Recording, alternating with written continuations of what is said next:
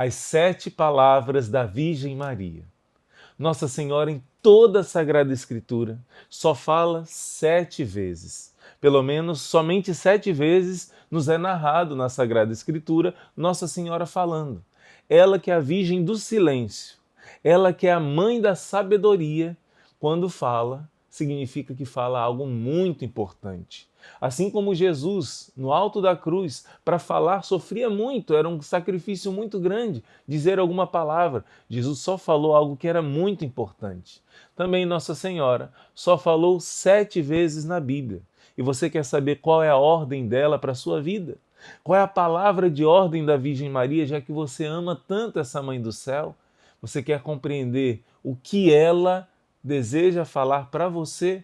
Já que você se entregou a ela como filho, como filha, quer saber qual é a ordem dela para a sua vida? Vamos mergulhar hoje nessa meditação dessas 7 palavras da Santíssima Virgem Maria. Você vai perceber que em todas as palavras da Virgem Maria, ela está apontando para fazer a vontade de Deus. Existe uma palavra que sempre se repete nas 7 palavras da Virgem Maria: fazer. O verbo fazer é o verbo que mais agrada ao coração da Virgem Maria, porque sempre ela está usando esse verbo, fazer. Fazer. Por que será? Porque a virtude que mais reflete a humildade de Nossa Senhora é a obediência, fazer a vontade de Deus. Por exemplo, São João Bosco teve uma visão do céu. E nessa visão ele viu São Domingos Sávio, que era o menino que ele cuidava no oratório. E esse menino já era um santo, já estava no céu. E São Domingos Sávio pergunta a Dom Bosco qual é a base de todas as virtudes, a base da vida espiritual. E São João Bosco vai dizer: ora, nós aprendemos que é a humildade. Mas, Dom Bosco, é verdade, mas aonde a humildade se manifesta concretamente? Aonde a humildade se mostra verdadeira? E Dom Bosco ficou pensando e não sabia dizer. Você saberia dizer? Coloca aqui no comentário, antes de eu dizer, qual é a virtude que manifesta a humildade de maneira concreta? Dom Bosco não soube responder.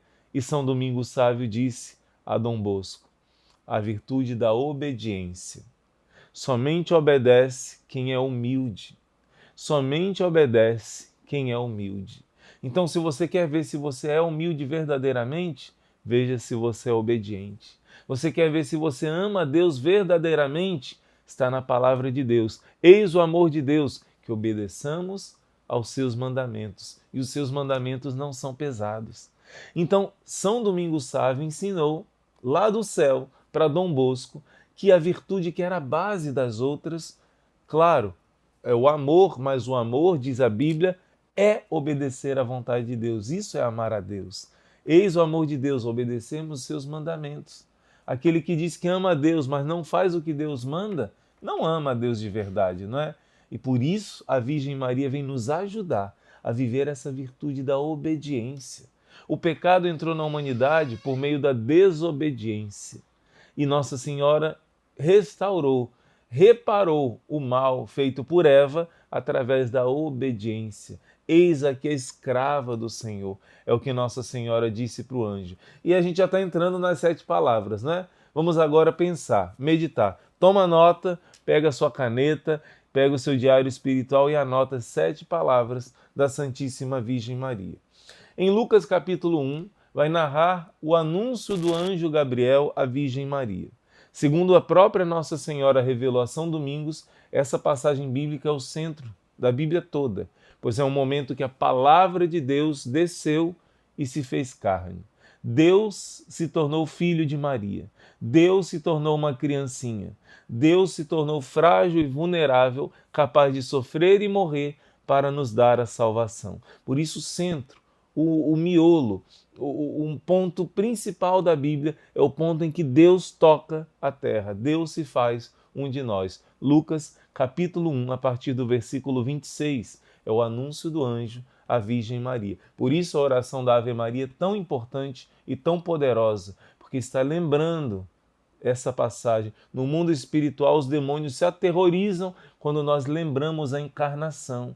Deus desceu, Deus se fez carne. Por isso, rezamos o Ângelo, 6 horas da manhã, meio-dia e às 18 horas. Tudo isso é muito importante entender que esse é um momento central da nossa salvação. Lucas, capítulo 1.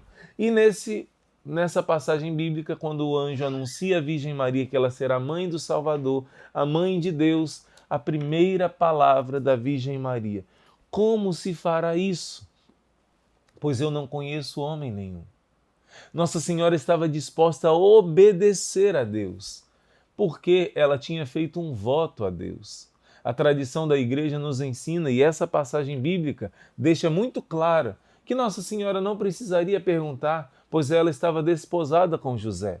Então ela não precisaria perguntar como isso ia acontecer, se ela estava já, estar prometida em casamento, desposada, já era, no noivado no Antigo Testamento, já era considerado um casamento. Então eles não moravam juntos ainda, mas não teria por que perguntar isso, porque ela já estava com São José, já estava prometida a ele. Mas ela perguntou porque ela tinha um propósito de virgindade perpétua. E ela queria obedecer aquilo que Deus pediu a ela. Ora, você é um mensageiro de Deus, mas Deus havia me pedido esse voto de virgindade. Ela quis obedecer à vontade de Deus. Como se fará? Olha o verbo fazer.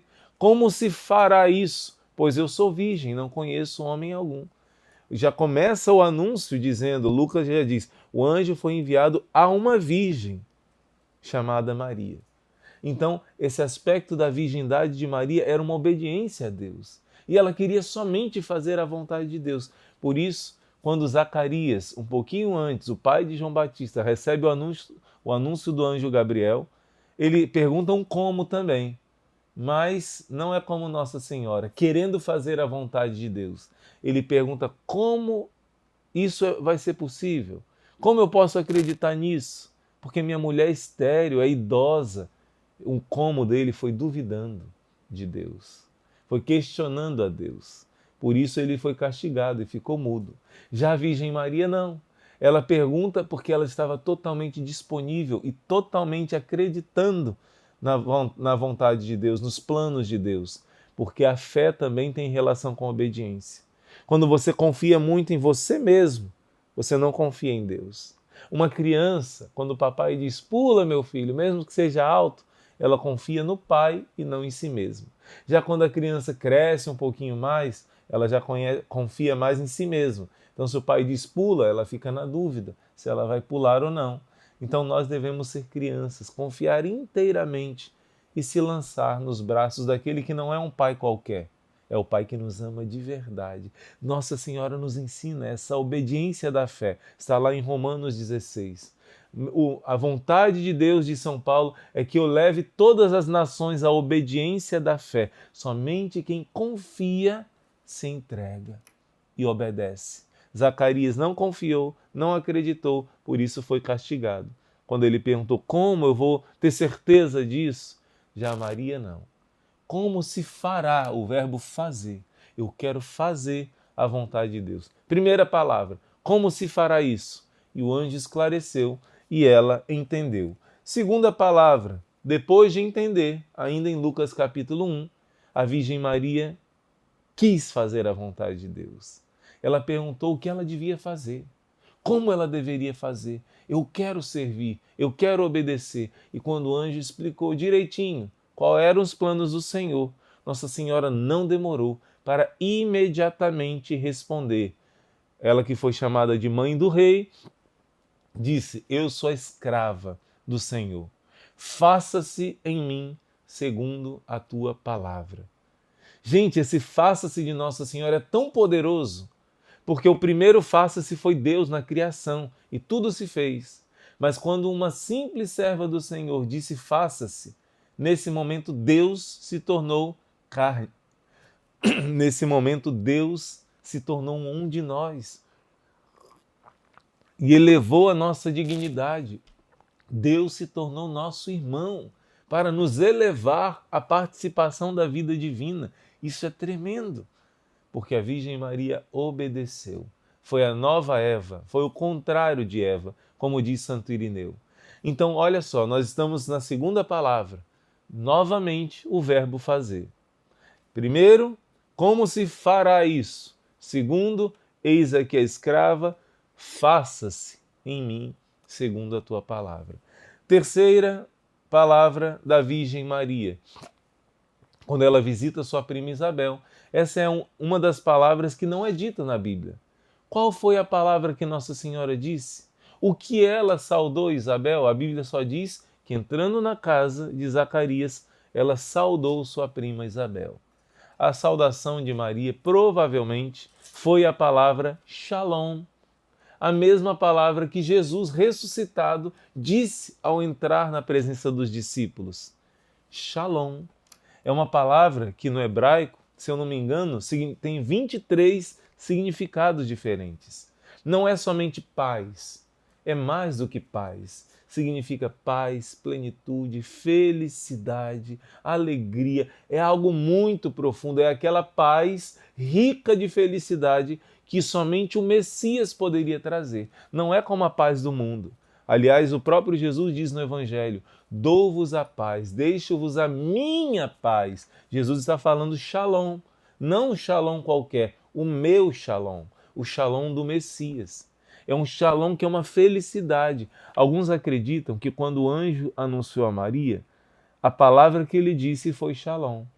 A gente tem a narração do anúncio do anjo em grego, porque Lucas era grego, escreveu todo o Novo Testamento foi escrito em grego, que era como se fosse o inglês daquela época, a língua mais corrente, e por isso foi escrito em grego. Mas o anjo não falou com a Virgem Maria nessa língua, que não era a língua de Nossa Senhora.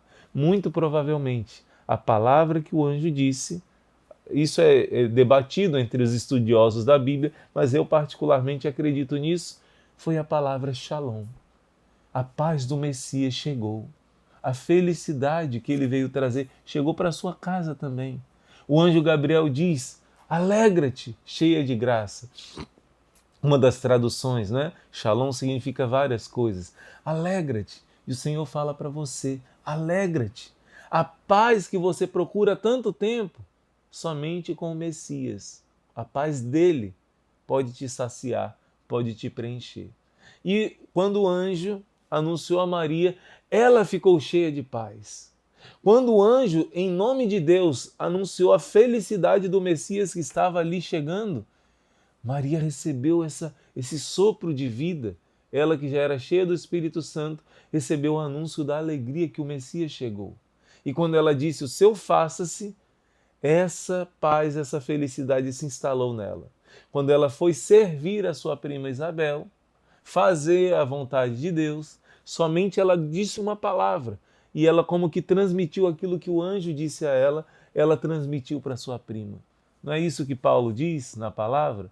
Aquilo que eu vos transmiti foi aquilo que eu recebi.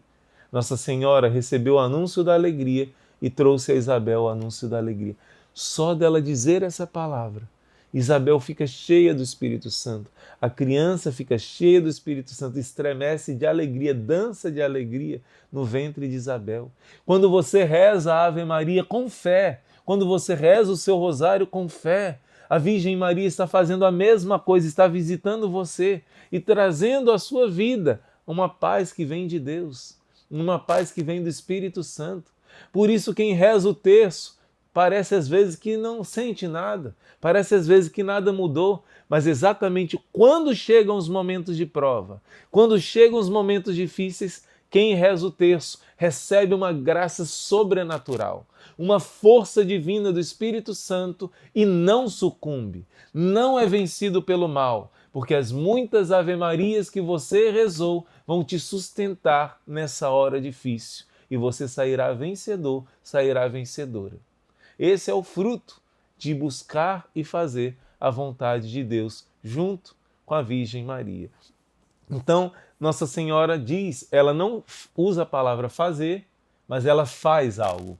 Ela vai servir a Isabel. Sempre, ou Nossa Senhora está usando a palavra fazer, ou ela está fazendo algo. A terceira palavra é essa saudação a Isabel, que é eficaz e enche de paz Isabel. A quarta palavra é, depois que Isabel elogia Nossa Senhora, engrandece de onde me vem a honra de vir a minha mãe do Adonai, a mãe do meu Senhor. Então Nossa Senhora diz o seu cântico, começa a adorar a Deus. E entre as muitas palavras lindas que Nossa Senhora diz, a principal, uma das principais, é usando o verbo fazer. Agora ela está dizendo: o poderoso fez em mim maravilhas. Por isso todos vão me chamar de bem-aventurada, porque tudo foi Ele que fez na minha vida. O poderoso fez em mim maravilhas. Você está observando? Por que será que essa palavra sempre se repete? Por que será que essa palavra é tão importante na vida da Virgem Maria? Você vai entender, com a última palavra, a força e a importância do verbo fazer na vida da Virgem Maria.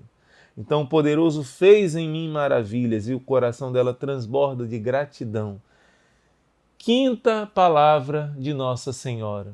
Jesus já tinha 12 aninhos, Jesus está no Templo de Jerusalém e na hora de voltar, Jesus poderia voltar com a caravana dos homens ou com a caravana das mulheres. E Maria e José sempre confiaram em Jesus, que nunca desobedeceu, nunca fez algo inconveniente. Mas nessa hora Jesus não vai com seus pais. Ele sabia que iria fazer sofrer os seus pais, mas ele não foi com seus pais. Por que será? Será que Jesus é desobediente a José e a Maria? E durante 3 dias, sofrendo profundamente, José e Maria procuram o menino Jesus. E depois de tanto sofrer e procurar, com lágrimas e dor no coração, eles o encontram no Templo de Jerusalém, na casa do Pai.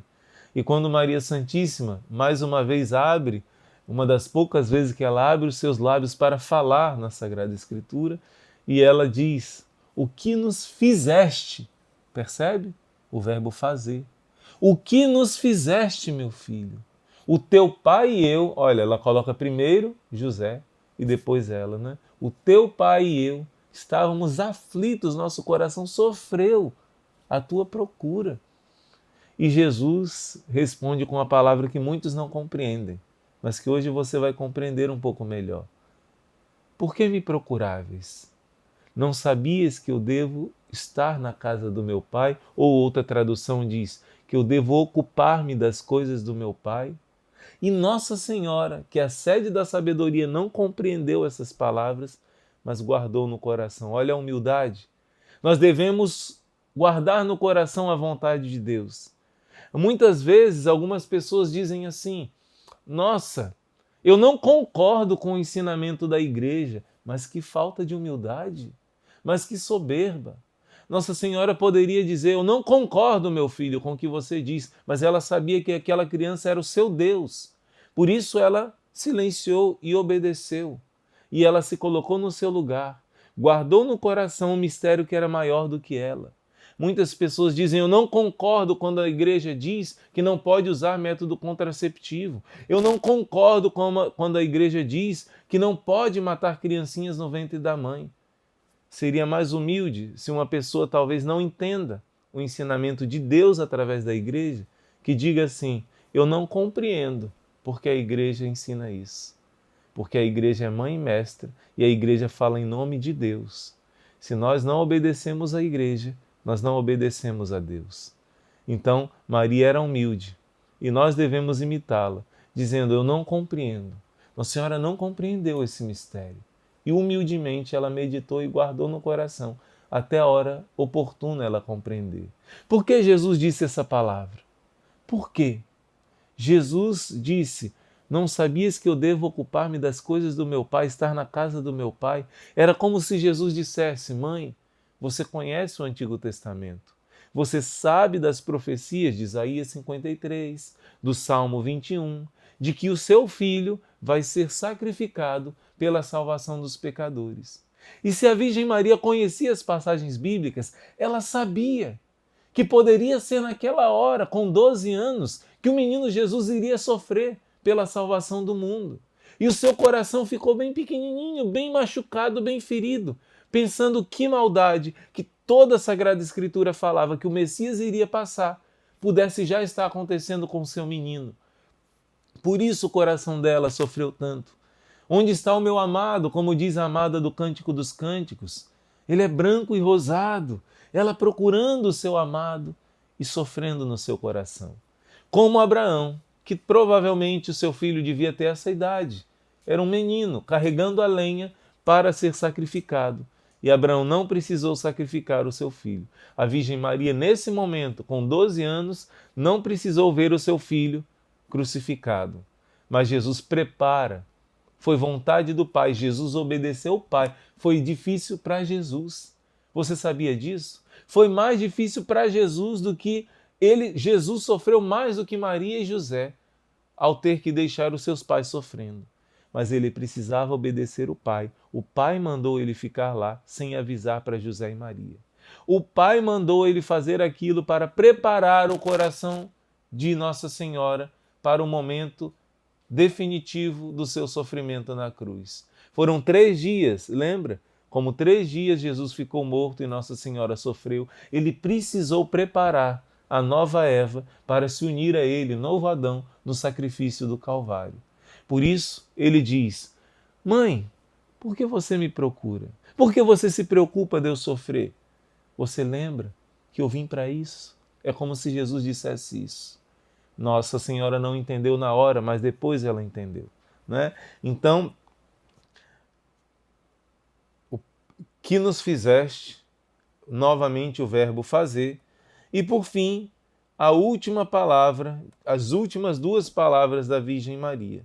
A 6ª palavra, ela não usou o verbo fazer, mas ela fez algo. Como com Isabel, ela foi servir, ela não usou o verbo fazer, mas ela foi fazer algo. Agora também ela faz algo. Ela mostra aquilo que ela vai fazer sempre por nós, interceder. Nossa Senhora olha para Jesus, mostra para Jesus a situação e diz: meu filho, eles não têm mais vinho. Meu filho, eles estão sofrendo.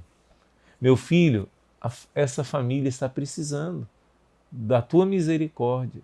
Nossa Senhora faz isso por você, sem cessar. Mas quando você pede, quando você autoriza, quando você deixa ela entrar, ela faz muito mais. Diga para Nossa Senhora agora: eu deixo a Senhora entrar na minha casa. Eu deixo a Senhora interceder pela minha família. Eu deixo a Senhora ter um espaço real, verdadeiro, na minha vida cotidiana. Quando você faz isso, a Virgem Maria faz a intercessão. Ela olha para Jesus e diz: olha, filho, a Amélia, o Carlos, a Joana, a Marília, não tem mais vinho. Está precisando do milagre. E, mesmo Jesus dizendo que não era a hora dele, Nossa Senhora dá uma ordem para os serventes: fazei tudo o que ele vos disser. Nossa Senhora diz a sua última palavra, como se fosse o seu testamento, a palavra que ela quer que fique marcada em todos os corações dos seus filhos. A grande ordem de Nossa Senhora, que fez o milagre acontecer. O milagre aconteceu porque os servos obedeceram à voz de Maria. Afinal, qual é a voz de Maria? Obedeça ao meu filho. Novamente o verbo fazer. Fazei tudo. Nossa Senhora está dando uma ordem. Nossa Senhora, na Bíblia, ela dá uma ordem para os seus filhos, que são os servos do Senhor. Ela dá uma ordem para você, ela dá uma ordem para mim. Obedeça ao meu filho através da Santa Igreja. Faça o que o meu filho está dizendo para você fazer e você vai ser feliz. A obediência é a causa da salvação do mundo. Está em Romanos capítulo 5. O primeiro Adão perdeu a humanidade pela desobediência. E o novo Adão, Jesus, salvou a humanidade pela sua obediência. Não foi fazendo milagres, não foi com outras coisas que Jesus nos salvou, mas com a sua obediência, como está em Filipenses 2, obediência até a morte, morte de cruz. Jesus obedeceu. E mesmo nos momentos mais difíceis, Jesus no Horto das Oliveiras suou sangue, porque foi difícil obedecer, mas a oração dele toda era centrada na obediência. E São Maximiliano Kolbe, ele vai nos ensinar que a Virgem Maria é quem vai nos ajudar a obedecer. Olha só, é a obediência e somente ela que nos indica a vontade de Deus com evidência. O superior pode errar, mas não é possível que nós, seguindo a obediência, sejamos levados ao erro. Somente uma exceção pode acontecer: se o superior mandar algo que, mesmo em grau mínimo, esteja desobedecendo a lei de Deus, pois nesse caso o superior não é um verdadeiro intérprete de Deus. Então ele vai explicar que Deus escolheu esse caminho. Jesus nos ensinou o caminho da obediência para a salvação. Para salvar muitas almas, nós vamos conseguir pela obediência. Para salvar sua família, você vai conseguir pela obediência. E quem nos dá essa ordem é a Virgem Maria, em João capítulo 2. Fazei o que o meu filho diz, obedecei o meu filho Jesus. Obedecei a ele, fazei tudo o que meu filho vos disser. É a ordem de Nossa Senhora. Das 7 palavras, é o cume da montanha, é o máximo, é o mais importante de todas as 7 palavras que Nossa Senhora disse. Ela vai dando exemplo de fazer a vontade de Deus, e no final ela dá uma ordem, como olhando nos nossos olhos, olhando nos seus olhos: filho, faça tudo o que ele vos disser.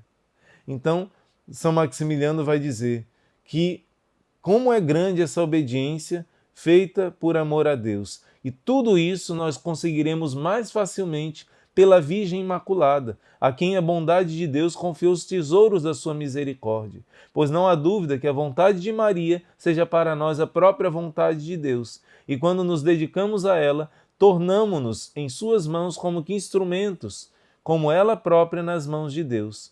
Portanto, deixemo-nos dirigir por ela, ser conduzidos por ela, e sejamos calmos e seguros por ela guiados, pois ela cuidará de nós e tudo proverá, e há de socorrer-nos prontamente nas necessidades do corpo e da alma, afastando nossas dificuldades e angústias.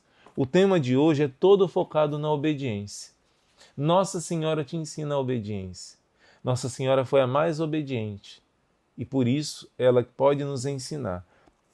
Página 343, a Santíssima Virgem amava a obediência.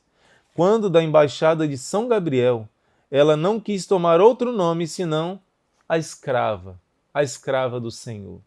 Ela mostrou como ela amava a obediência. São Gabriel deu a ordem e ela disse: eu sou a escrava do Senhor. Com efeito, São Tomás de Vila Nova testemunha que essa fiel escrava do Senhor nunca na sua vida contrariou, nem por ações, nem por pensamentos, a vontade de Deus. Ela obedeceu sempre e em tudo à vontade divina, completamente despida de toda a vontade própria. Nossa Senhora renunciou a toda a sua vontade própria para fazer sempre a vontade de Deus. Ela mesma declarou que Deus tinha se agradado da sua obediência. Quando ela diz no Magnífica: ele olhou para a baixeza de sua serva, de sua escrava, para a pequenez de sua serva. Quer dizer, eu sou uma serva humilde que obedece. A humildade própria de uma serva é ser sempre pronta a obedecer, né? Se ela disse que Deus olhou para a humildade de sua serva, qual é a humildade de uma serva? Está sempre pronta para obedecer. Tenta imaginar uma serva que em algum momento contraria a vontade do patrão. Não é humilde, né? Então, se Deus olhou para a humildade da sua serva, ela está dizendo que Deus olhou para a obediência dela. Sua obediência reparou, Maria, o dano causado pela desobediência de Eva, como afirma Santo Irineu. Como a desobediência de Eva causou a morte do gênero humano, assim, pela obediência, foi a Virgem para si e para a humanidade a causa da salvação. E olha que lindo, a obediência de Maria foi muito mais perfeita do que todos os santos. Mas claro, porque eles tinham a mancha do pecado original, uma dificuldade para obedecer, para fazer o bem. Já a Virgem Maria, que não tinha, isenta de toda a culpa original, nada tinha que a impedisse de obedecer a Deus. Então, vamos fazer várias comparações, mas uma que eu acho bonita. Cântico dos Cânticos 5:6. A minha alma derreteu-se assim que o meu amado falou. Olha, a minha alma derreteu-se assim que o meu amado falou. Cântico dos Cânticos, capítulo 5, versículo 6. Está falando que quando o amado mexeu na porta, na fechadura, a amada se derreteu todinha, né? Ela não queria abrir a porta, mas quando ela viu que o amado queria entrar, ela foi tocada e se derreteu todinha. Então aqui, olha que interpretação linda que Santo Afonso traz. A alma da Virgem Maria era como um metal derretido, estando disposta a tomar todas as formas que Deus quiser lhe dar. Imagina que comparação linda! Nossa Senhora era como um metal que, sendo derretido, na forma que for colocada, ela vai assumir aquela forma, aquela figura. Assim era Nossa Senhora para Deus, como um metal derretido. Ela se derretia diante da ordem de Deus. Aquilo que Deus mandava, ela imediatamente fazia. Era como um metal derretido, que da forma que Deus colocar, vai ficar, né? Que comparação fantástica. Então, vai falar o nosso livro que foi para ela, desse modo, por que São José, Nossa Senhora, obedeceu em vários momentos. Quando um imperador romano disse que todos devem fazer o censo, ela estava grávida, mas ela foi acompanhar José, obedeceu a ordem do imperador romano, que não era um homem bom, mas que foi um decreto que ela viu a mão de Deus. E por isso se cumpriu a profecia. E porque ela foi para Belém, mesmo naquele estado de gravidez avançada, se cumpriu a profecia do menino nascer em Belém. Também ela obedeceu a São José quando o anjo ordenou que São José fosse para o Egito. Ela não ouviu a voz do anjo. Deus não quis que fosse a Virgem Maria, mas que fosse São José. Então, nessa hora, José dá uma ordem à Virgem Maria: vamos para o Egito. E prontamente, imagina, ela com seu bebezinho pequeno ainda. O Egito era muito mais longe do que a viagem para Belém, que ela obedeceu, mas aqui, por causa da ordem que José dá, ela obedeceu. Mas por que o anjo não apareceu para ela e sim para José? Foi para que desse modo ela pudesse exercer a obediência. Porém, Maria, sobretudo, demonstrou sua heróica obediência à divina vontade. No momento mais difícil ainda, foi quando ela viu a obediência de entregar o seu filho à cruz. Mais do que Abraão, ela obedeceu, entregando o seu filho à cruz. Obedeceu ao imperador, obedeceu a José, mas a obediência mais dolorosa foi quando ela entregou o seu filho para ser o novo Adão, sacrificado pela humanidade. Eva desobedeceu. O fruto que ela não deveria pegar, ela roubou o fruto de Deus. Maria, por obediência, entregou o fruto que Deus deu a ela, era dela, mas ela sabia que era de Deus. Ela entregou o seu fruto para ser dilacerado, sacrificado, destruído, mas que a semente desse fruto iria trazer a salvação para o mundo inteiro. Ela entregou, obedeceu, entregando o seu filho para ser crucificado. Isso é muito grande. Filho, filha, nós estamos chegando no fim do nosso mês de maio, da nossa meditação, e tantas coisas bonitas você tem aprendido sobre a Virgem Maria.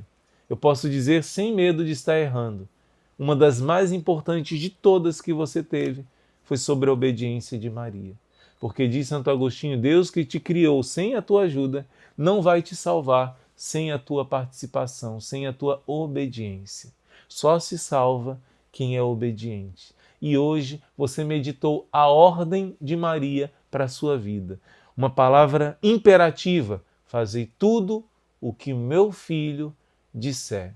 Se você está longe dos mandamentos de Deus por algum motivo, se você está em situação de pecado mortal, se agarra com a Virgem Maria e peça a ela ajuda para sair dessa situação, porque é impossível que se perca um verdadeiro servo da Virgem Maria, porque ela te leva a obedecer os mandamentos de Jesus. Que Deus te abençoe, que Nossa Senhora te cubra com o manto sagrado e que você compartilhe esse vídeo para muitas pessoas conhecerem a grande ordem de Maria. Fazei tudo o que Ele vos disser. Em nome do Pai, do Filho e do Espírito Santo. Amém. E eu vou ler para você a tradução da Bíblia Ave Maria, da armadura do cristão. Efésios capítulo 6, a partir do versículo 10. Eu recomendo que de vez em quando você leia essa passagem bíblica, porque essa passagem bíblica é um exorcismo, é uma oração de libertação. Só ler essa passagem já é uma graça especial de libertação. Finalmente, irmãos, fortalecei-vos no Senhor, pelo seu soberano poder. Revesti-vos da armadura de Deus, para que possais resistir às ciladas do demônio. Pois não é contra homens de carne e sangue que temos de lutar, mas contra os principados e potestades, contra os príncipes deste mundo de trevas, contra as forças espirituais do mal espalhadas nos ares. Tomai, portanto, a armadura de Deus, para que possais resistir nos dias maus e manter-vos inabaláveis no cumprimento do vosso dever. Ficai alerta, a cintura cingidos com a verdade, o corpo vestido com a couraça da justiça, e os pés calçados de prontidão para anunciar o evangelho da paz. Sobretudo, embraçai o escudo da fé, com que possais apagar todos os dardos inflamados do maligno. Tomai, enfim, o capacete da salvação e a espada do Espírito, isto é, a palavra de Deus. Intensificai as vossas invocações e súplicas, orai em toda circunstância pelo Espírito, no qual perseverai em intensa vigília de súplica por todos os cristãos. E orai também por mim, para que me seja dado anunciar corajosamente o mistério do Evangelho, do qual eu sou embaixador, prisioneiro, e que eu saiba apregoá-lo publicamente e com desassombro, como é o meu dever. Essa palavra desassombro, ousadia, coragem para anunciar a palavra, no grego, parresia. Peça agora ao Espírito Santo, parresia, coragem, audácia, destemor, para transbordar a palavra de Deus. Mas, irmão Luiz Maria, mesmo pecadora como eu sou, é mesmo com o seu pecado que você vai gritar para o mundo que o Deus de misericórdia acolhe os pecadores arrependidos e ajuda a se converter, a se santificar. Essa passagem bíblica é palavra de salvação. É palavra que transforma a nossa vida. E hoje nós vamos aprofundar um pouco nessa palavra de vida. Um instante.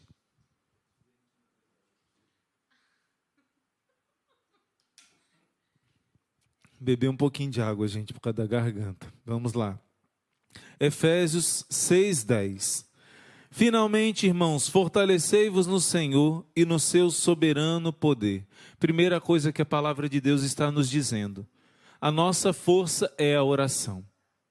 A nossa força, quando somem as forças humanas, Deus quer nos lembrar que a nossa força é Ele.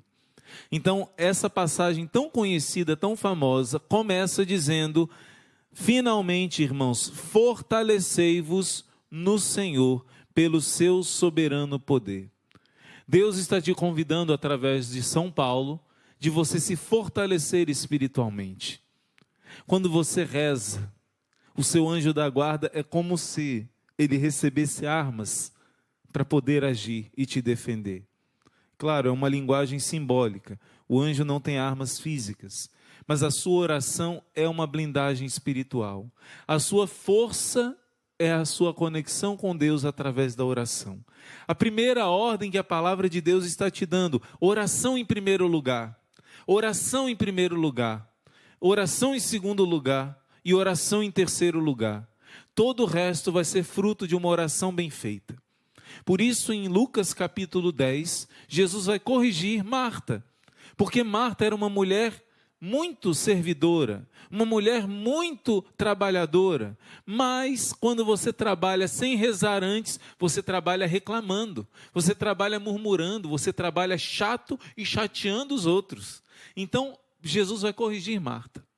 Marta vê sua irmã, que está ali, sentada aos pés de Jesus, ouvindo Jesus falar. E Marta chama a atenção de Jesus.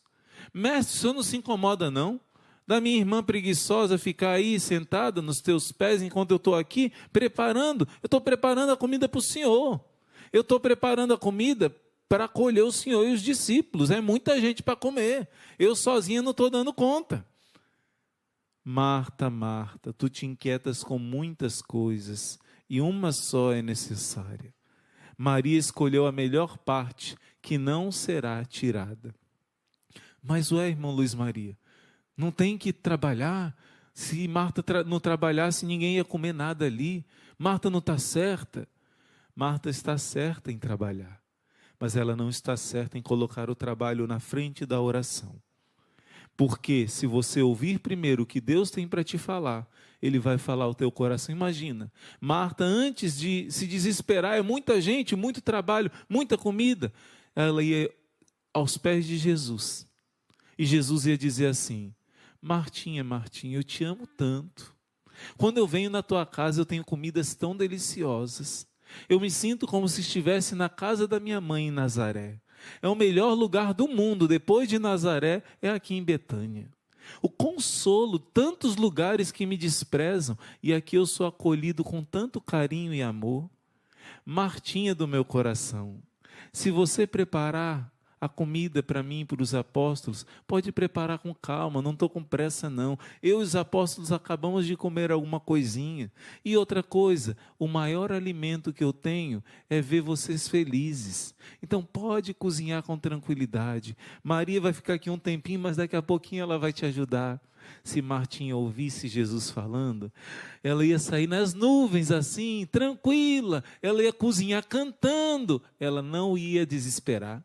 Ela não ia ficar furiosa com a irmã, não ia meter os pés pelas mãos. Por quê? Porque ela ouviu a voz do Senhor. O Salmo diz assim: saciai-nos de manhã com vosso amor e exultaremos de alegria o dia inteiro. Se a gente na manhã, quer dizer no início do nosso dia, ou no início de algum trabalho, a gente parar, consagrar o Senhor, mesmo que seja brevemente, aquele momento de oração vai nos dar força para enfrentar um chefe chato, para enfrentar uma pessoa que fala uma palavra dura, para enfrentar situações difíceis que sempre vão acontecer enquanto nós estivermos aqui na terra. No céu isso não vai acontecer mais, mas aqui na terra vai. E para a gente se preparar, a gente precisa escolher a melhor parte, a mais importante, a única necessária. Qual é a única necessária? Deus. Ouvir a Deus. Aí Deus vai dar ordem, faça isso. Aí você vai fazer cheio da força do Espírito Santo. Entende o que a palavra já está dizendo? Você precisa fortalecer-se no Senhor. Antes de qualquer coisa, a oração é o primeiro lugar da nossa vida. Nós temos a tentação, mesmo nós, irmãos e irmãs que vivemos para Deus, temos a tentação de achar que o trabalho, a organização e tudo é o mais importante. Tudo isso é importante, mas o mais importante é a oração. Em primeiro lugar, orar, adorar. Por que você está aqui junto comigo e junto com milhares de outros irmãos? Porque Deus suscitou no Instituto Hesed este movimento nenhum dia sem Jesus. Adoração todos os dias. Adoração todos os dias. Daí surge o exército de São Miguel. Um exército de adoradores que está tomando conta do Brasil. Um exército nunca vi na minha vida, milhares e milhares de pessoas que todos os dias adoram Jesus na Eucaristia. Pessoas que se diziam católicas, mas que agora estão descobrindo a fonte da felicidade, Jesus na Eucaristia. Pessoas que se diziam católicas, mas que nunca tinham tido uma experiência com Jesus na Eucaristia, estão agora aprendendo com Maria. Estar aos pés de Jesus. Jesus disse: Maria escolheu a melhor parte, não lhe será tirada. Se Maria, que estava ali aos pés de Jesus, irmã de Marta, Maria Madalena, se ela ouvisse Jesus falando: minha filha querida, agora vai ajudar sua irmã Marta que está precisando, de ouvir depois as palavras doces de Jesus, a ordem que ele desse, ela iria fazer com alegria. Então, se você realmente reza bem, você também trabalha bem.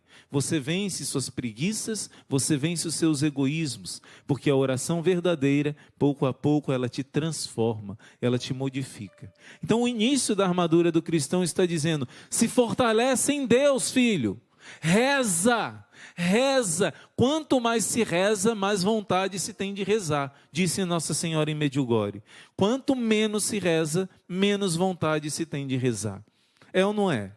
A gente esfria o coração, vai desacostumando, desacostumando, desacostumando. E quando a gente reza, a gente sente mais vontade, mais vontade. E amadurecimento espiritual vai acontecendo e você vai aprendendo a não rezar somente quando estou sentindo uma emoção, um arrepio, uma palavra que Deus me falou, revelando alguma coisa. Não, mesmo no chão batido da fé, sem sentir nada, num deserto espiritual, minha convicção de fé está ali, porque eu sei em quem coloquei minha confiança.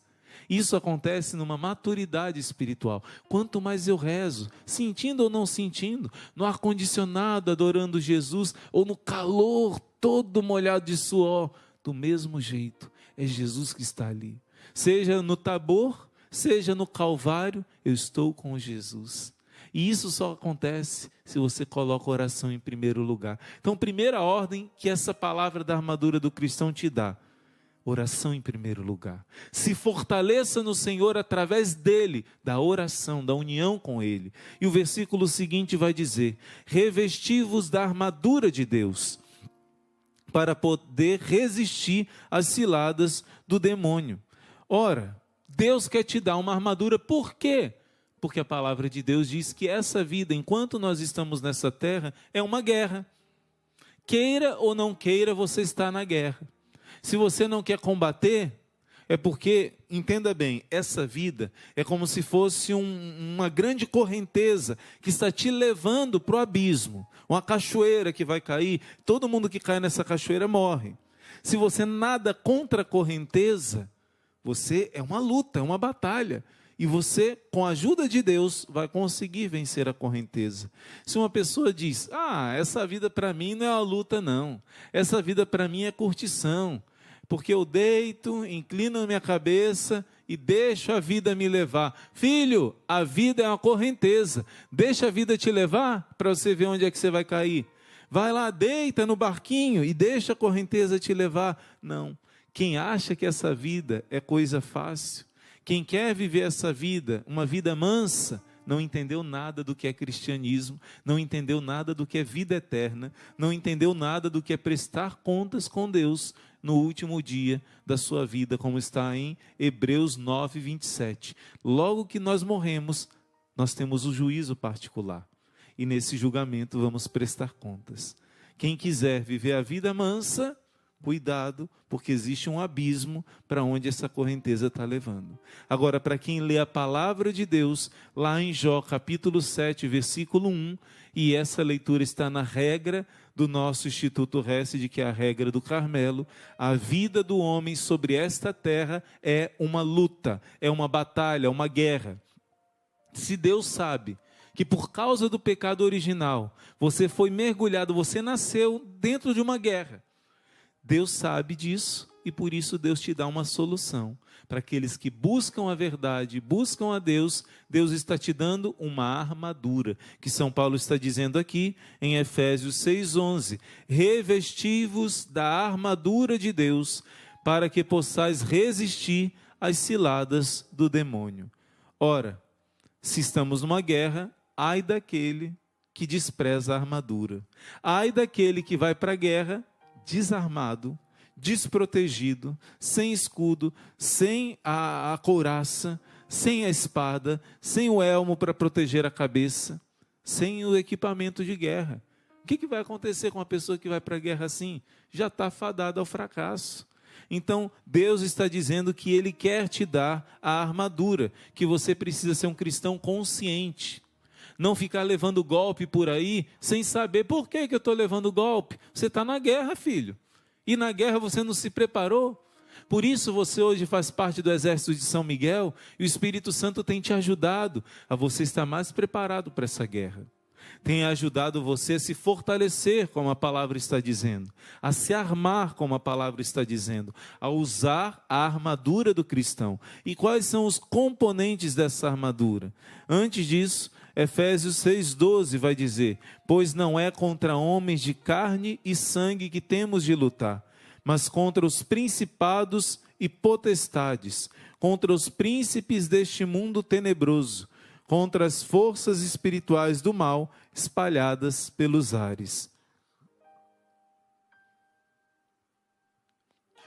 Cada vez que você lê essa passagem, pelo menos eu experimento isso, nós somos seres humanos, fracos, pecadores, e nós temos a tendência de julgar, de condenar, de achar que é culpa de um, que é culpa de outro, de achar que estou sendo perseguido, estou sendo julgado. Eu julgo, penso que estou sendo julgado e fico com medo do que o outro vai pensar, isso, aquilo.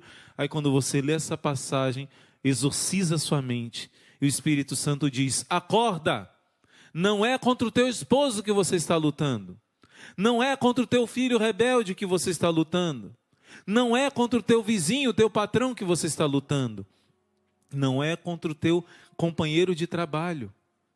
É contra os espíritos malignos que estão nos ares, tentando dividir. A palavra diabo significa divisor. Então, se você não tem essa visão espiritual, você vai cair na cilada dele e você vai ser sinal de divisão em vez de ser sinal de unidade. Senhor, fazei de mim instrumento de vossa paz, dizia São Francisco de Assis. Onde houver ódio, que eu leve o amor. Onde houver ofensa, que eu leve o perdão. Você vai ser canal de paz e não de divisão.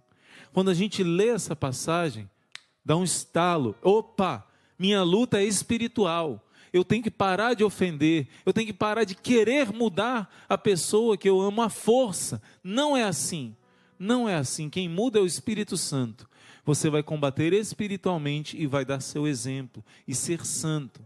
Claro, você que é pai, que é mãe, você que precisa corrigir alguém, tem que fazer isso e com sabedoria, não é? E tem que ser firme. Mas eu estou dizendo que às vezes pensamos que é contra tal pessoa que temos que lutar, e não é. Isso é uma mentira do inimigo. E a palavra de Deus abre os nossos olhos dizendo: não é contra homens de carne e sangue que temos de lutar, mas contra os principados e potestades. Quem são os principados? É um coro dos anjos que é responsável por lugares e pelos governantes daqueles lugares. Então são espíritos malignos que se instalam como príncipes daquela região. Então, nós não podemos deixar se instalar na nossa família um principado que tenha domínio sobre a nossa família. Nós temos que lutar contra esses anjos que governam. A Bíblia diz que o príncipe deste mundo é o demônio. O mundo jaz sob o demônio, sob o maligno. Por isso não podemos nos conformar com o príncipe desse mundo.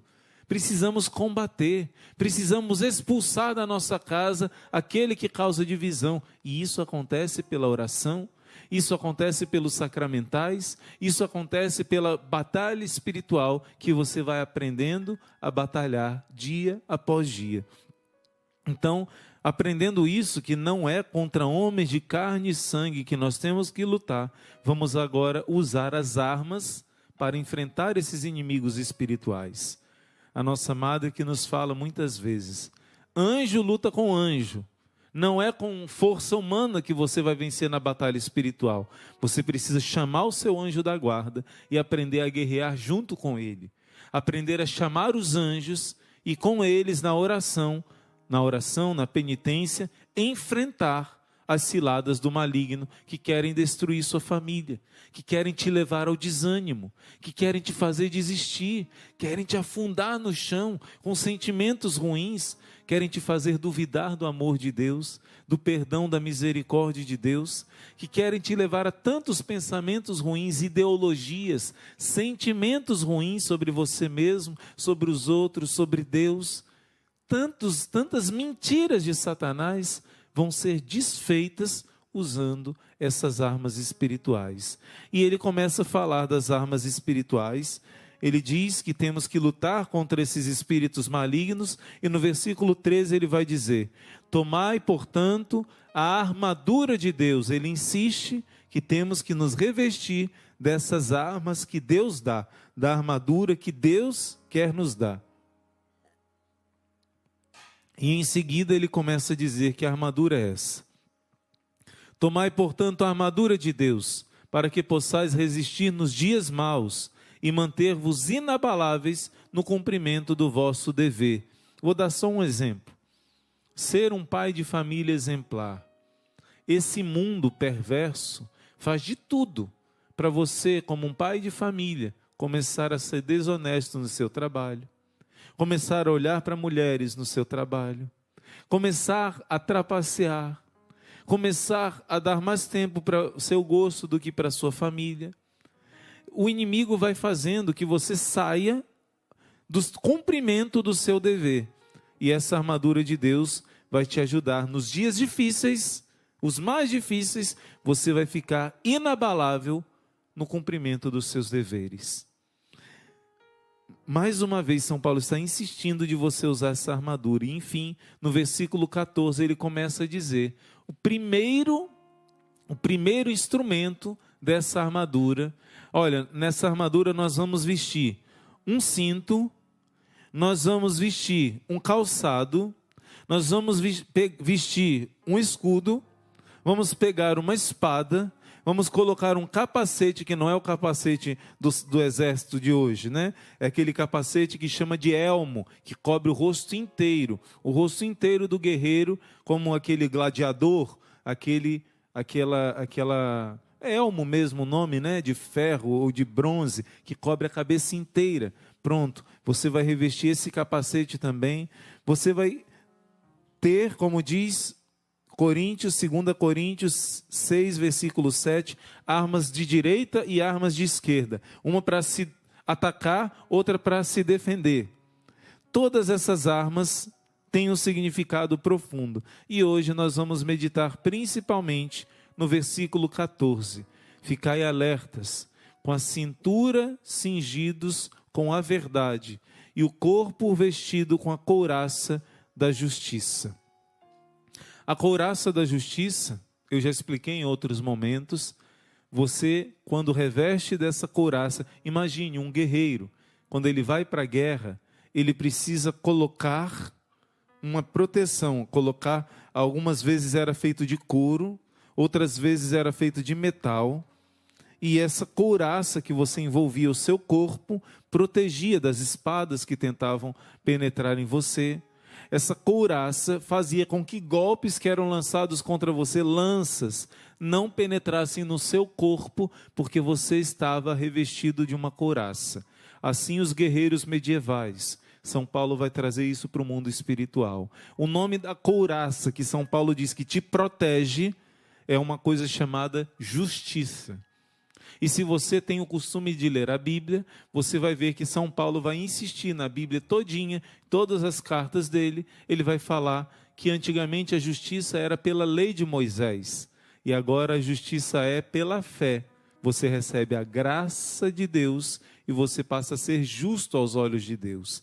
Eu já contei em outros momentos o testemunho de um ex-satanista chamado Zachary King, e falei do feitiço que ele fazia para matar pessoas. E pouquíssimas pessoas não eram atingidas por esse feitiço de morte. Mas, irmão Luiz Maria, isso é verdade? Isso é verdade. A fé da igreja acredita que o bem existe e que o mal também tem força. E tem força especialmente para quem está vulnerável a ele. E também os padres exorcistas têm esse testemunho. E também os ex-satanistas contam isso. Na teologia católica se ensina sobre isso. Por isso, quando ele fazia feitiços de morte, encomendavam a ele feitiço para matar uma pessoa, quase todos funcionavam. E ele descobriu que pouquíssimos que não funcionavam. Por quê? Ele começou a pesquisar. Ele começou a tentar descobrir antes da conversão dele. E ele percebeu que as pessoas que se confessavam com frequência, que viviam os mandamentos da lei de Deus, eram pessoas que estavam revestidas com uma blindagem e não atingia essas pessoas os feitiços de morte. Essa blindagem São Paulo vai chamar nas Sagradas Escrituras a graça de Deus.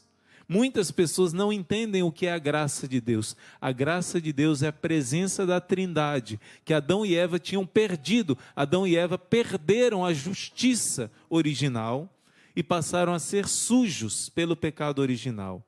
Quando você é batizado, você é lavado, a mancha do pecado sai de você e você passa a ser justo aos olhos de Deus. Mas, irmão Luiz Maria, eu fui batizado quando eu era criancinha. Depois disso eu cometi pecados graves até. E você perdeu essa justiça que você recebeu no batismo. Mas para isso existe o sacramento da confissão. Então essa primeira parte, a couraça da justiça, é com o sacramento da confissão. É quando você chora os seus pecados, pede perdão e lavado no sangue do Cordeiro, diz o Apocalipse 12, eles conseguiram vencer pelo sangue do Cordeiro. Eles conseguiram vencer aquele que acusava dia e noite, o acusador, porque com o sangue do Cordeiro eles foram lavados, justificados, receberam a couraça da justiça. E nesse versículo 14 fala das duas coisas, a couraça, que é uma confissão bem feita, e a perseverança nos 10 mandamentos de Deus. Se você quebra os 10 mandamentos, você quebra, cai num pecado mortal e quebra essa couraça da justiça. E aí a peça mais importante é essa, é a couraça da justiça. Se essa peça quebra, você tem que correr para o confessionário e lavar de novo no sangue de Jesus. E se você revestiu dessa couraça, agora ele está falando de algo que pode parecer que é pequeno, mas que é dos mais importantes. Você tem a couraça, tudo bem. Se me confessei, irmão, estou limpinho. Mas se essa couraça não está amarrada, ela vai bagunçar na hora da batalha, ela vai cair na hora da batalha. Por isso você tem que amarrar essa couraça, para ela estar presa no seu corpo. E aí está um segredo, que hoje o Espírito Santo quer te ensinar. Muita gente não presta atenção nisso.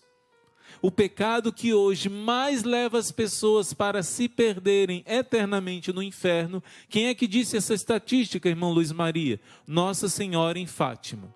O pecado que mais leva as pessoas para o inferno é não usar esse cordão, esse cinto que protege a couraça.